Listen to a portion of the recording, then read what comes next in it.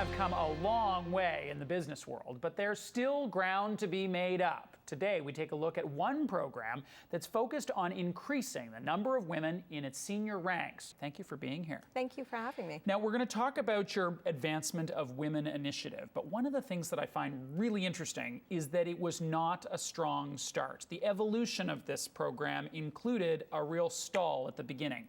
Tell us what happened then and how you got through it to now. I think that is a fair thing to say. This isn't the first time that that Scotiabank has really taken on the whole notion of advancing women into the senior ranks. I would say in the early 90s is probably the first time that a task force really came together to address this matter. But it was unsuccessful in that it was rooted really more so in compliance. As a federally regulated organization, we are accountable to the federal government on reporting for certain designated groups, including women. And so while with it being rooted in compliance, and I think everybody really understood that it made sense, that it was the right thing to do, and perhaps we even appealed to some individuals at the social conscience level. But what it did, it really lacked formal structures, it lacked accountability systems, and so while everybody was doing the head nodding, really progress was virtually non-existent. So what did you change? What we changed is, fast forward almost 10 years, in 2003, Scotiabank relaunched its Advancement of Women initiative. It really came together with a bunch of senior women in the organization, and a steering committee, an Advancement of Women steering committee was formed. These women represent the various business lines and key support functions in Scotiabank, and they're the ones that really kind of came together and said, we need to change this. And they formed this steering committee and really undertook some very rigorous internal and external research and put together a business case that was then taken to our president and CEO, Rick Waugh. And it was quite a compelling business case. And I think the real difference, the differentiator between this effort and our prior effort is that it spoke to the business leaders in terms that resonated with them. So it was all in terms of the business and the impact it would have to the organization. It was no longer about compliance. It was no longer about this is the right thing to do. It was a business imperative. So what would be some examples of how one would measure that or how one would articulate it in a way that bankers would say, of course it makes sense. It's as good as a foreign exchange deal. Absolutely. Well, there was a couple of things that really were driving it. I think what the strategy was really based on was on three things: improving business performance, remaining competitive in the war for talent, and really leveraging our existing talent pool. At the time, Scotiabank was comprised, in Canada, 73% of our workforce was women. And yet in the senior ranks, this is in 2003, only 18.9% were in senior management roles. So clearly, there was a huge disparity at that level. We also knew that 50% of small businesses are started by women. We know that 83% of family purchasing decisions are made by women. Women are exiting, are leaving schools with graduate degrees in higher numbers. And we had a lot of research. We had internal research that really showed us that women were less satisfied than their male counterparts. And I think it's pretty well known that employee satisfaction leads to customer satisfaction, which leads to better business performance. And the other piece of external research that I think really supplemented that was the Catalyst organization's own research that really showed that organizations with diverse senior management teams perform better. Now, there are a bunch of things that go into the strategy here, call them strategic elements. Senior management commitment, an accountability framework, things like mentoring programs and establishing networks. Yeah. Give me some sense on a tactical level what those types of programs look like. I'd love to. We knew that mentoring was a critical, really, element in support of career development, an individual's career development. So when it came to mentoring, what our research really told us, and this is internal and it was substantiated with external research, that frankly, women just did not have the opportunity to network to the extent that men did. And when they did, they weren't as comfortable doing so. It's one of the things that the guys just were at a lot longer and did a much better job of.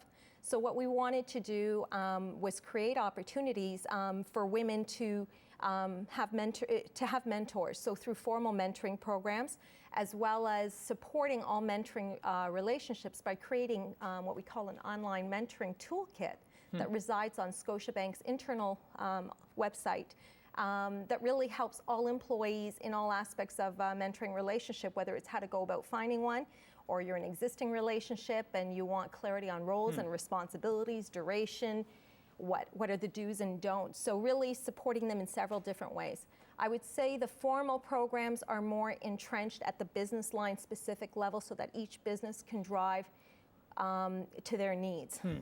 Are you in a mentoring relationship? Informal, yes. Informal. Informal. And what would have you participate in the formal? What would have someone at Scotia participate in one of these formal mentoring programs? I think it could probably evolve two different ways. Either, it sounds simplistic enough, but either employee initiated, that is really reaching out to perhaps a female role model, but we also have, women being mentored by men, and, we also encourage that as well. At other times, it's also something that is potentially could emerge during an employee development discussion, where perhaps an employee's leader may table that as an opportunity for them to connect, especially if that employee has indicated a career path in another area of the bank. Right. So that manager may actually facilitate connecting that employee up with someone in that part of the organization. When it comes to establishing networks, does that include network groups that have a name and an online portal or something like that? I know back in my corporate days there was the Women of Product Supply. Right. Does Scotiabank endorse those kinds of things? We do. Again, we really support women's networks in two different ways, I would say. When our strategy launched, one of the things that did evolve from it was the Scotia Women's Networking event. 4 times each year, Scotiabank holds networking events. And those networking events either feature interviews with female executive vice presidents. It could be a panel from a specific business line that really talks about careers that are the different types of careers in that business line, or it could be personal or professional development. Now, the beauty of these networking events, they are webcast globally live.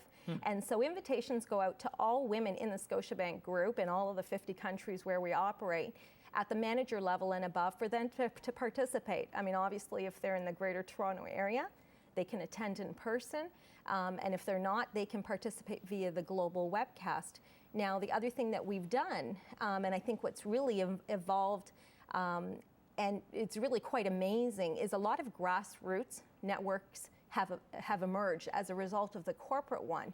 And so we had developed a network in a box toolkit that's really a how-to for anyone to start their own network. So what we are hearing more and more is that in conjunction with the corporate networks, a bunch of female employees in Mexico City are getting together, they're having their own network, and then they watch the global webcast from Toronto with one another.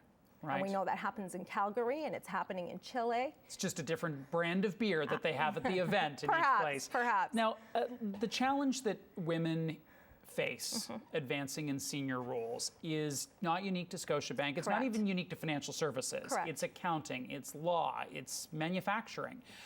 What is the hardest thing that you have to deal with that is largely out of your control? With respect to the Advancement of Women Initiative? Yes.